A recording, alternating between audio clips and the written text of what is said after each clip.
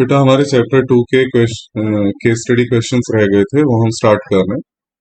And it starts from question number 67 which says for a uniform electrostatic field E along the x-axis the equipotential surfaces are plane। देखो बेटा, uniform electric field को represent किया जाता है by parallel and equidistant lines. तो मान लेते हैं ये पैरेलल और इक्विडिस्टेंट लाइंस है, और इक्विपोटेंशियल सरफेस जो होती है वो इसके परपेंडिकुलर प्लेन होती है। तो अगर electric field lines x axis के अलोंग है तो ये प्लेन क्या होगा? वाईजेड प्लेन होगा। तो हम कहेंगे पैरेलल टू वाईजेड प्लेन। तो 67 का आंसर है बी। फिर question number 68, equipotentials at a least distance from collection of charges whose total sum is non-zero are approximately। देखिए, अगर लास्ट डिस्टेंस पे कहा जाए तो आंसर होता है स्फीयर इस केस में, और क्योंकि लीस्ट डिस्टेंस पर कहा गया है इट शुड बी प्लेन्स। ये याद रखने वाला क्वेश्चन है, आप याद रखिए। अगर ज्यादा डिस्टेंस पर होता तो स्फीयर्स आते। Now question number 69, three equipotential surfaces are shown in the figure. ये 10 वोल्ट, ये 8 वोल्ट, ये 6 volt. Which of the following options correctly represents the corresponding field lines. Field lines जो होती हैं वो इलेक्ट्रिक इक्विपोटेंशियल सरफेस के perpendicular होनी चाहिए। तो देखिए, यहाँ परपेंडिकुलरिटी नहीं है तो ये वाला फेल हो गया। अगेन यहाँ परपेंडिकुलरिटी नहीं है, यहाँ परपेंडिकुलरिटी नहीं है, यहाँ भी नहीं है, कई जगह फेल हो रहे हैं दोनों, तो ये वाला भी फेल हो गया। लेकिन आप इसमें देखिए, ये 90, it is almost 90, it looks 90, 90, 90, 90, क्योंकि ये एंगल 90 है सारे। इलेक्ट्रिक फील्ड लाइंस हमेशा इक्विपोटेंशियल सरफेस के परपेंडिकुलर है।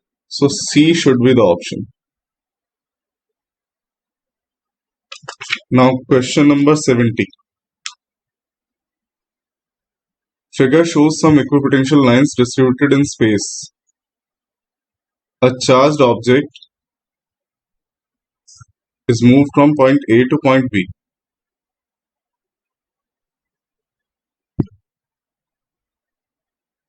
हमें ऑप्शंस दिए, work done in figure 1 is greatest, work done in figure 2 is least, work done is same in all the figures, and work done in figure 3 is greater than figure 2। हम देखते हैं। देखो बेटा, पहला case check करते हैं। Initially ए पर है, फाइनली बी पर। 20 40, तो potential differences 20 volts, 40 minus 20 is 20। Figure number 2 में देखते हैं, ये इनिशियली 20 पर है, फाइनली 40 पर है। Again delta we is 20। इस केस में देखते हैं, इस केस में भी डेल्टा वी इज 20।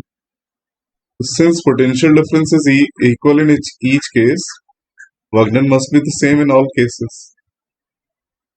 बाकी सरफेसेस की प्रेजेंस की वजह से कोई फर्क ही नहीं पड़ेगा, तो हर एक केस में वर्क सेम आएगा।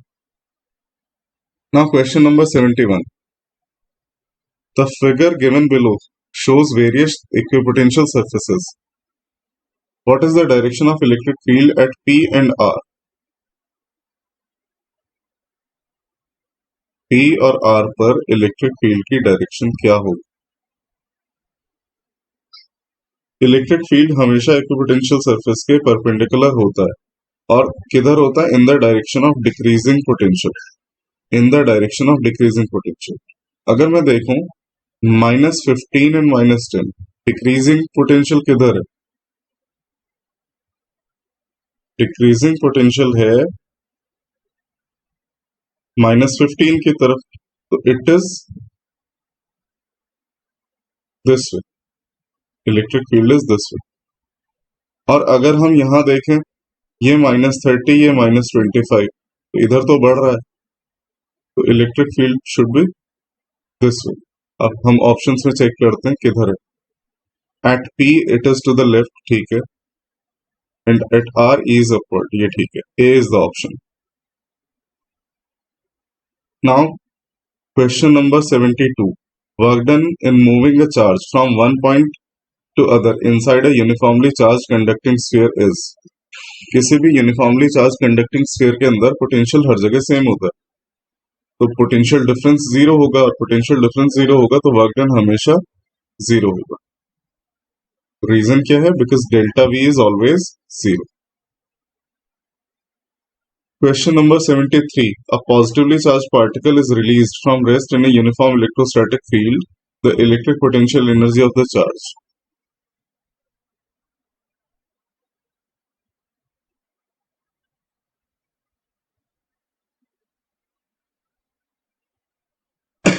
डिक्रीज होगी। रीजन, चार्ज मूव करेगा in the direction of field, और जैसे जैसे वो मूव करेगा वो अपनी पोटेंशियल एनर्जी के अकाउंट पर ही मूव करेगा, तो पोटेंशियल एनर्जी कम होती जाएगी। 73 का सी। जब भी कोई ऑब्जेक्ट मूव करता तो वर्क करना पड़ता है। यहाँ वर्क किस बेसिस पर हो रहा है? एक्सटर्नल एजेंसी तो नहीं कर रही, वर्क अपने आप हो रहा है, मतलब पोटेंशियल एनर्जी के अकाउंट पर वर्क हो रहा है। Potential energy must decrease. Question number 74.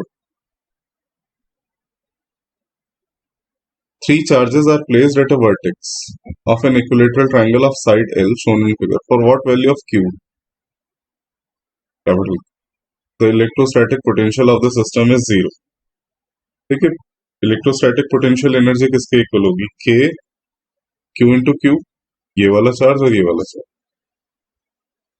Divided by side है L, plus K small q into small q divided by L, plus K small q into capital Q divided by L equals to zero.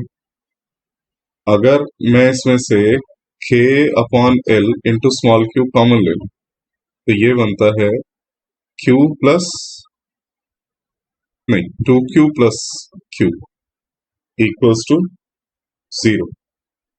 अब ये term तो zero नहीं हो सकती, तो this should be zero, that is 2Q plus small q equals to zero, और capital Q must be minus Q by 2। D is the answer. In question number 75,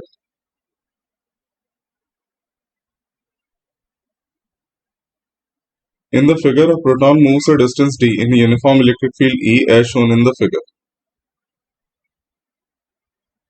The work done by proton on the proton. The work done on the proton by electric field is.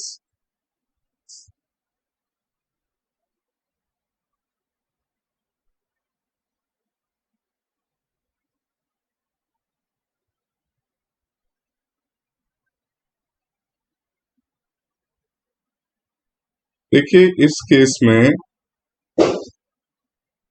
Electric field के against move कर रहा है proton, तो external agency must be doing work, positive work must be done by external agency, so electric field will be doing negative work, electric field negative work करेगा।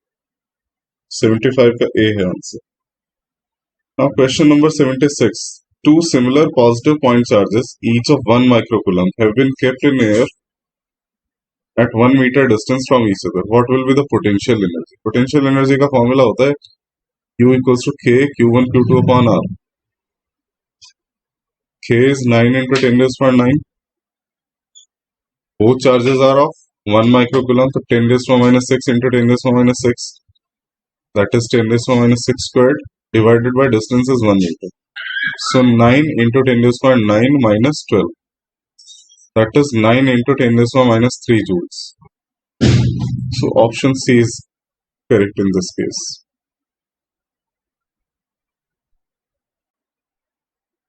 Next question है बेटा, question number 77. Consider a parallel plate air capacitor. Its capacitance does not depends on. Options are thickness of conducting plates, charge on the conducting plates, area of the conducting plates, and distance of separation. Separation पर depend करता है, area पर करता है, charge पर नहीं करता, charge पर नहीं करता है डिपेंड।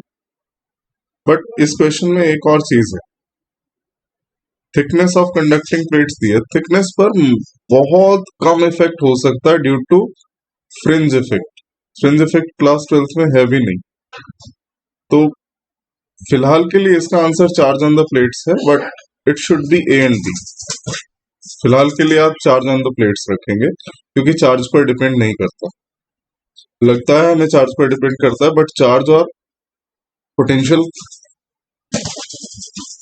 जो है प्रोपोर्शनल क्वांटिटीज होती हैं यहाँ, तो इनका रेशो हमेशा मेंटेन्ड रहता है, कैपेसिटेंस फिक्स रहती है।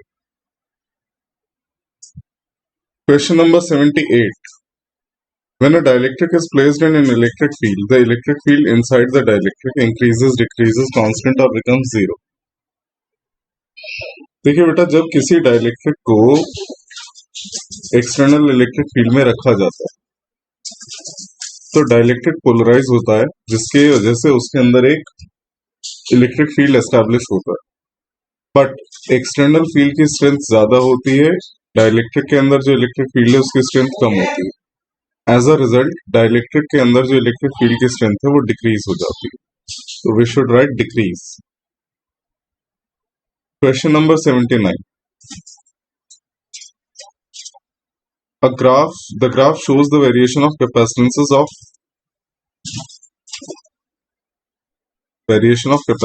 the plates of two capacitors A and B versus increase of charge Q stored in them.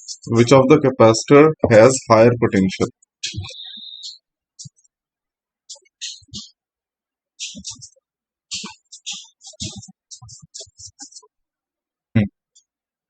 देखिए बेटा, कैपेसिटेंस जो है वो सेम चार्ज के लिए पोटेंशियल डिफरेंस के इनवर्सली प्रोपोर्शनल होती है।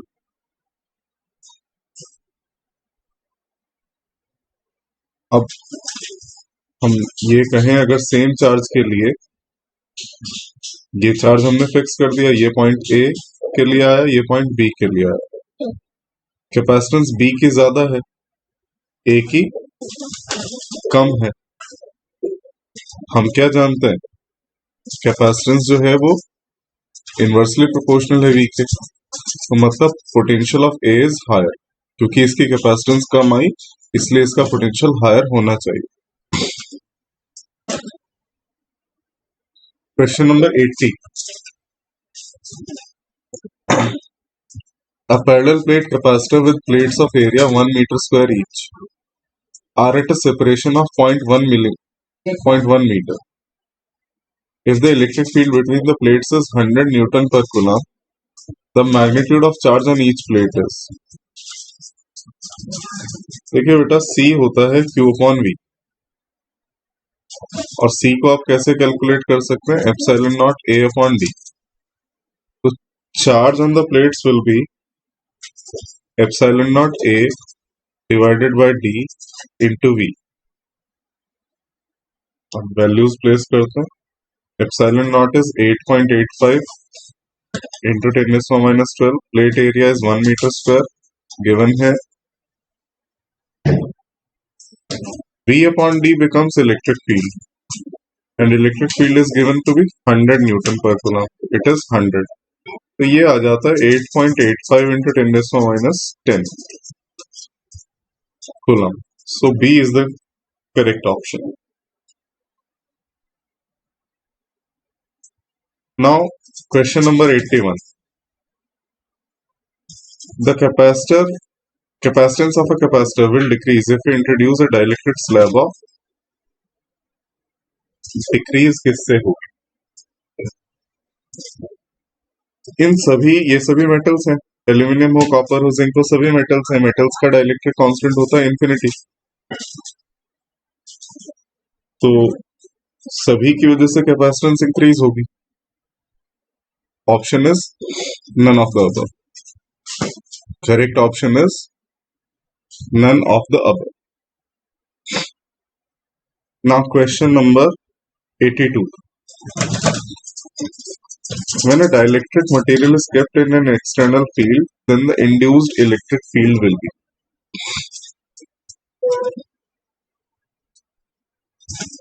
less. 82 के केस में आएगा less. In the absence of electric field, the net dipole moment of a polar dielectric is, क्योंकि डाइलेक्ट्रिक ऑलरेडी पोलर है उसके एटम्स या मॉलिक्यूल्स में तो नेट मैग्नेटिक मोमेंट होगा, बट एज अ होल पूरे सैंपल में अगर देखा जाए तो रैंडमाइजेशन की वजह से, रैंडम ओरिएंटेशन में होंगे ये सब, तो रैंडमाइजेशन की वजह से नेट डायपोल मोमेंट जीरो ही रहे। एटॉमिक या मॉलिक्यूलर स्टेट में हो सकता है, but at a sample level कोई इलेक्ट्रिक डायपोल मोमेंट नहीं होता। मैंने अगर कहीं मैग्नेटिक बोल दिया तो उसको इग्नोर कर दीजिएगा, इलेक्ट्रिक डायपोल मोमेंट नहीं होता। Molecules that has no permanent dipole moments are non polar. The SI unit of dielectric strength is, the SI unit of dielectric strength is, dielectric strength बोलते हैं कितने फील्ड को without breaking down bear कर सकता है कोई dielectric material. तो यहाँ फील्ड की स्ट्रेंथ के लिए कौन सी यूनिट है, वोल्ट पर metre. Question number 86, which of the following is are the examples of non polar molecules. कौन सा नॉन पोलर है, सभी नॉन पोलर है, ऑक्सीजन भी नॉन पोलर है, हाइड्रोजन भी, नाइट्रोजन नॉन पोलर है सभी। Next question 87, as a proton moves from B to A, then proton B से A जा रहा है, इलेक्ट्रिक फील्ड के अगेंस्ट जा रहा है, पोटेंशियल एनर्जी बढ़ेगी या घटेगी। जब इलेक्ट्रिक फील्ड के अगेंस्ट लाया जाता है तो एक्सटर्नल एजेंसी मूव कराती है उसको, और एक्सटर्नल एजेंसी मूव करा रही है तो वर्क पॉजिटिव हो रहा है, पॉजिटिव वर्क की वजह से पोटेंशियल एनर्जी इंक्रीज होगी। 87 का बी है। 88, the change in electric potential of the proton between the points A and B is delta V equals to minus E into delta X. So minus 8 into 10 raised to power 4 into 0.5. It is minus 4 into 10 raised to power 4 volts. Options में है B. The change in electric potential energy of the proton for displacement from A to B is, A से B displace होने में change in potential energy delta U equals to charge into delta V। So 1.6 into 10⁻⁻19 और delta V हमने ले लिया है पहले, -4 into 10⁻⁴।